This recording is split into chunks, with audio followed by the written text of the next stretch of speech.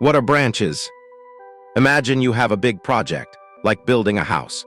Instead of having everyone work on the same foundation, branches let you create separate workspaces where different people or teams can build different parts simultaneously. Think of branches as parallel universes of your code where each one can evolve independently. You can make changes, test ideas, and experiment without worrying about breaking the main project. Why do we use branches? Feature development without risk. When you want to add a new feature like user login, you don't want to mess up the existing working system. So you create a separate branch where you can build the login functionality completely isolated from the rest of the code base. Bug fixes in isolation. If there's a critical bug in your software, you don't want to rush a fix that might introduce more problems. You create a special branch just for fixing that specific bug, so you can test it thoroughly before putting it into production. Experimentation and testing. Sometimes developers want to try out new approaches or technologies. They create experimental branches where they can explore without affecting the main stable code that other people depend on. The main branch, also called master. The main branch is like the official version of your project, the one that's considered ready and working properly. It represents what should be in production, what users are actually using, and what's being deployed to customers. This branch is typically very stable and only gets updated when features have been thoroughly tested and approved.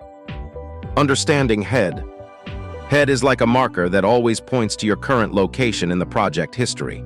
It tells Git, "Hey, I'm currently working on this specific point in time." Think of head as a spotlight that always shines on where you are right now. When you're working on the main branch, head points to the latest commit on main. When you switch to a feature branch, head moves to that branch's latest commit. Head is always pointing to exactly one commit. It never points to multiple places. How branches work together. When you create a branch from the main codebase, you're essentially making a copy of everything that existed at that moment. From there, you can make unlimited changes without affecting the original. Eventually, when your work is ready, you can merge those changes back into the main branch, kind of like bringing your experimental work back to the official project. Full working Git example. Let me walk you through a complete, step-by-step Git workflow with actual commands. Step 1, initialize the repository. Create a new project directory. And initialize Git repository. Step 2, set up initial project structure. Create basic files for our restaurant website. And add and commit the initial files. Step 3, create a feature branch. Create a new branch for our menu feature. Now we're on the feature branch, head points to this branch. Make changes to add menu functionality. Add and commit the changes in the feature branch. Step 4, continue working on feature. Make more changes to our menu and commit these changes. Step 5, work on another feature. Switch back to main branch to start working on something else.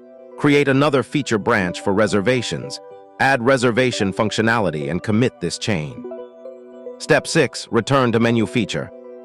Switch back to menu branch to continue working. Add more menu items and commit the additional changes. Step 7, test and merge menu feature. Switch back to main branch, check what branches exist and merge our completed menu feature into main. The main branch now includes all our menu changes.